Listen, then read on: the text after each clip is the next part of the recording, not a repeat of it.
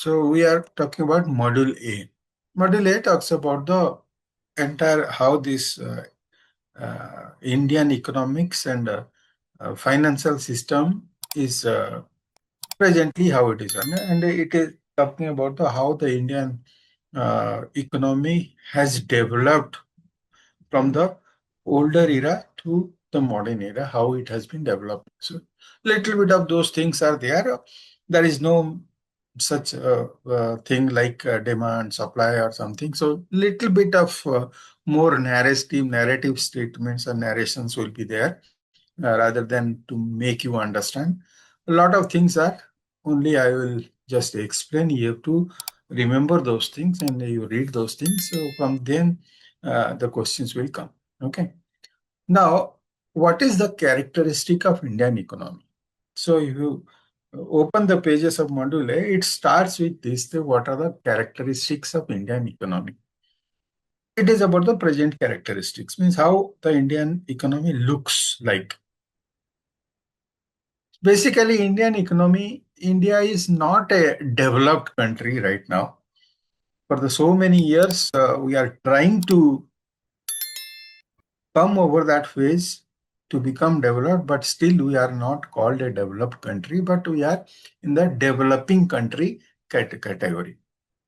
So the factors which influence the Indian economy are these main factors. 5 factors are there.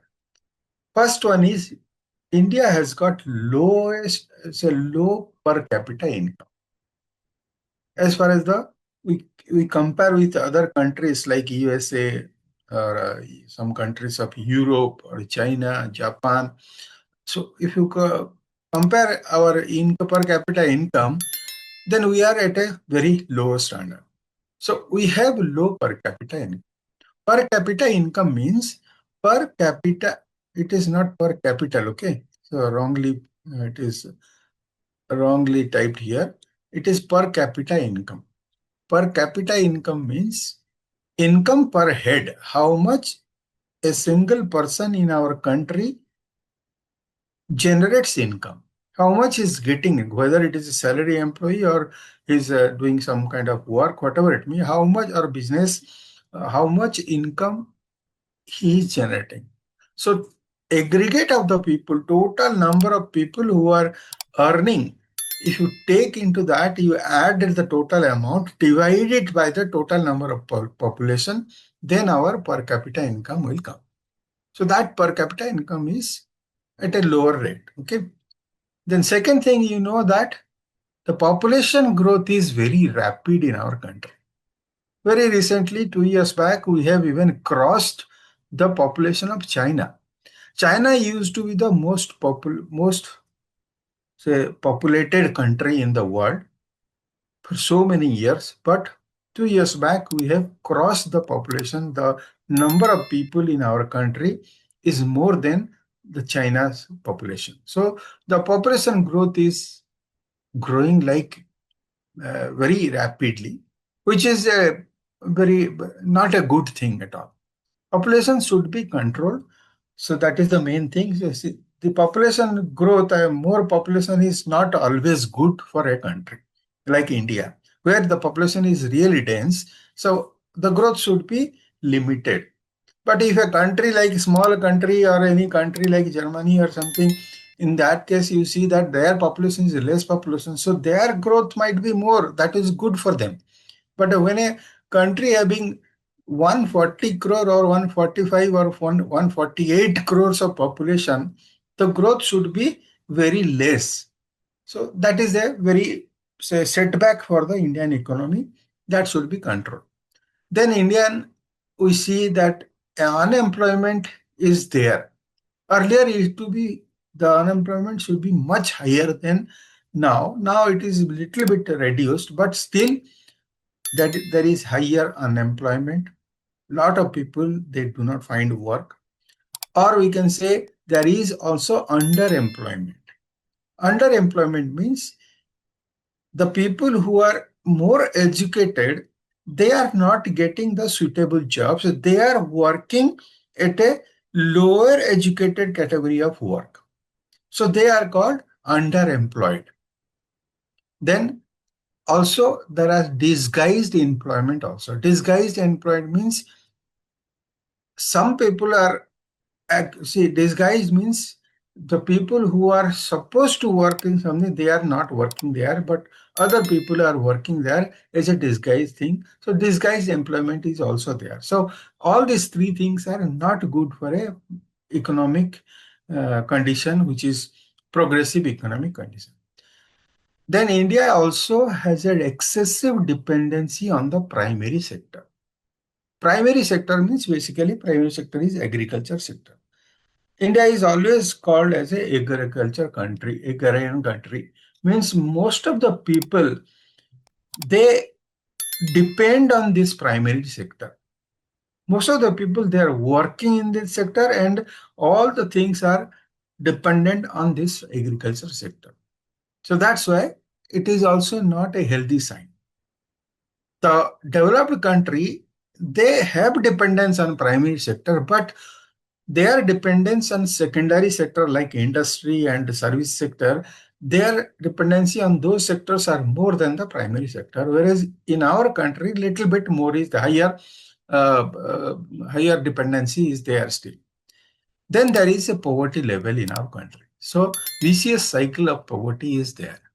The people who are under poverty line, they are still under the poverty line.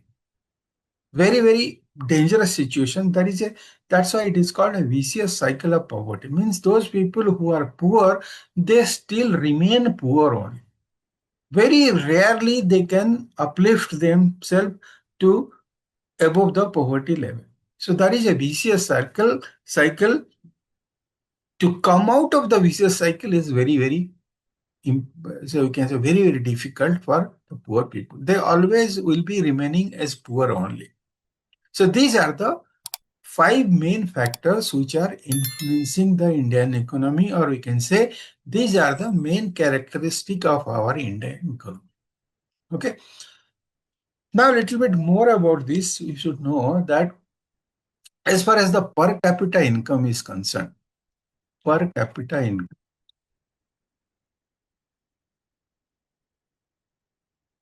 per capita income is concerned, why we are called low per capita income, how it is compared with the other countries and why we are at a low.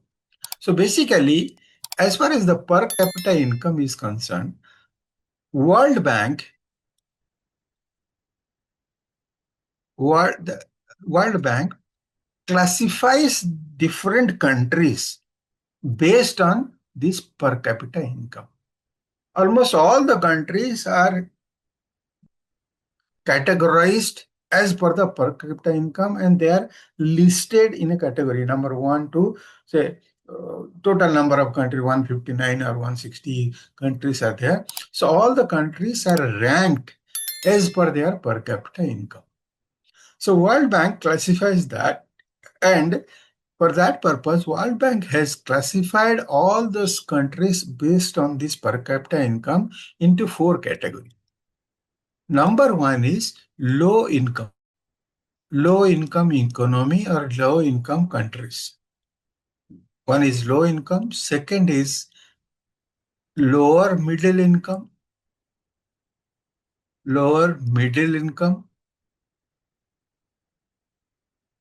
third is upper middle income,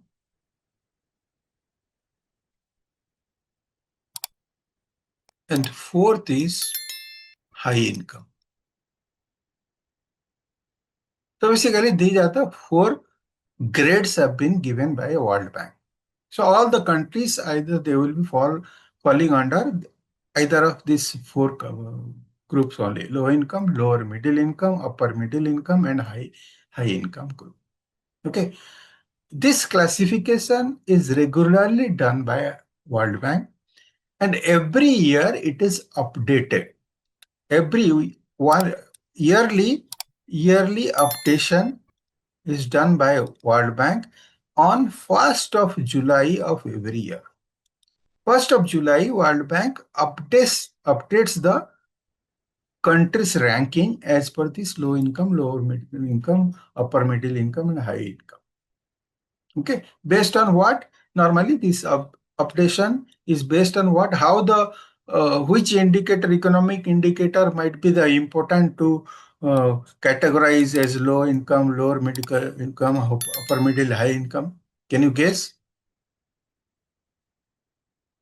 Which indicator is taken into account? Per capita income means total income earned by the country's people. What is the total aggregate income earned by the people divided by total number of population? So what it comes, that becomes the per capita, I mean per person, how what is the average income coming. So that is the basis. So according to that basis, these four categories are classified by World Bank. I know your confusion. I will give the range. Up to what range the income should be qualified for low income, up to what range it will be middle income, what will be the upper middle, and what will be high income. That will I will tell, then your confusion will be clear. Okay, I will give you the range. So it is about the average income of the person in the country. Now my question is, for this calculation, which economic indicator, macroeconomic indicator, is taken into consideration? We have in my module B, we have talked about so many macroeconomic indicators. Na? So which indicator is normally taken into account for this classification? GNP is again about the product. Gross national income I have discussed, right? GNI, gross national income, I have discussed.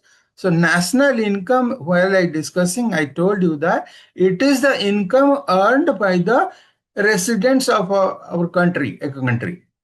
So basically, for classifying this, to come to the conclusion of per capita income, World Bank takes the gross national income of the country and classifies this. So the previous year's GNI will be taken into consideration, then it will be calculated. And always World Bank, whenever classifies, everything has got a range, and all the things are measured in US dollar only. US dollar. It is converted to US dollar and measured. Okay. So as per this, the classification is done, or conversion factor is made.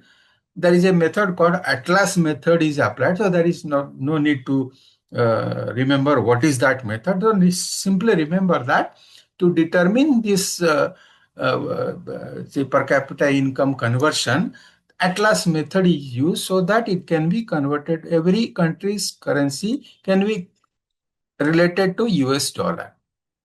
So the current basis for low income means if the per capita income of a country is less than US dollar 1085, then that country will fall under low income group. Okay. Then lower middle income means it will be between 1085 to 4255. $4255. Okay. Next one is, this is 1086 to 4255. Next one is $4256 to $13,025. And the high income is above $13,025. So this is the criteria. So if the per capita income falls, so calculated, then our World Bank will say which category it falls, under which, whether it is falling under low income or lower middle income, upper middle income, high income. Likewise, it will be classified. Okay. So as per recent calculation, previous years, this year July is not come, so previous year calculation, India is falling under lower middle income group. It is not in the low income group, but India is on the lower middle income group. However, this is as per the 2022-23 figure. So lower middle income group. Okay. So basically, it is said that our income is around said US dollar 2650. Our per capita income is 2650, around 2650. So that's why we are falling under lower middle income group. Okay. But this is about the per capita income. But as far as the nominal GDP is concerned, this is about the GNI. But if you take the GDP into consideration, what is the gross domestic product?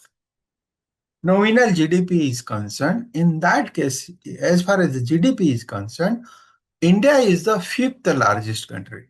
India's number is at number 5. But as far as the per capita income is concerned, we are at a very lower level. Okay.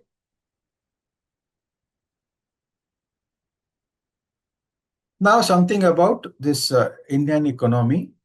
Say, as I told you that we are much more dependent on agriculture. As the agriculture, because the contribution of agriculture to Indian economy is much higher than the world average. That's why we are telling that we are much more dependent to the primary sector. Okay. Now, a little bit of statistics will see that the population in 2021 was 140.75 crore, which rose to 141.71 crore in 2022, a rise of 0.68%. Then in 1st July 23, it was 142.86 crore, which is again rising and more than 0.81%. And 31st July 24, it was 144.28 crore, means again it is almost rising at 1%, 0.99%. Then in July 25, it stood at 146.42 crore. So rise was almost 1.5%, which is very, very dangerous and very high as far as our country is concerned. So a population is increasing at a geometrical progression. Okay, so that is not good. So normally 50 years back, if you go back to 50 years, at that time, 50 or 60 years back, the population was only 70 crore. So in 50 years, the population has doubled. In 50 years, our population has doubled. And it is expected that in next 25 to 30 years, it will be double than what is that. So 146 will be double of that. So 290 or 300 crore it will be there in 25 to 30 years from now. So it is dangerous. The population should be controlled by the government and all the people should answer. Now it is still 1.48% is too much. It should be less than 0.5%. That is good, but it is really at a dangerous level. It is increasing. Now, as per the GDP per capita income, GDP, when we talk about the GDP per capita, not income, it is our GDP per capita. So it is 2,732 dollar in March 2024, which was 2,601 in March 2023, and it was 2,085 in March 2022. So definitely our GDP per capita is increasing. So GDP growth was 6.5% for financial year 2024, which has been pegged at around 7% for the 2025. Okay. So as far as the three sectors are concerned, which are services, industry, and agriculture sectors are concerned, the share of services sector, so basically these figures you are seeing at current prices contribution. Figures in bracket are for 2020-21. You can just take this figure, but this I have not searched again. I think for the next, say, 2023-24 figure will be available in the Google. If you can search, you can find out what are the 2022 and 23 figures are there. We can find out. Okay. So basically, you see that services is 53%. Industry is 28.3%. Agriculture is 18.4%. which was earlier 20%, but now it is decreasing. So slightly it is going downward, which is good. So agriculture dependency is decreasing day by day. So it has come down to 18%. Okay. And for the finance year 23-24, services contribution of services stands at 54.71%, industry at 27.63%, and agriculture 17.66%. So from 18.4, it is coming down, which is good. And service sector, industry sector are increasing. So for a if you compare the economy of a developed country, you will see that their industry and services sectors are much more than the agriculture sector. So the trend is good for our country.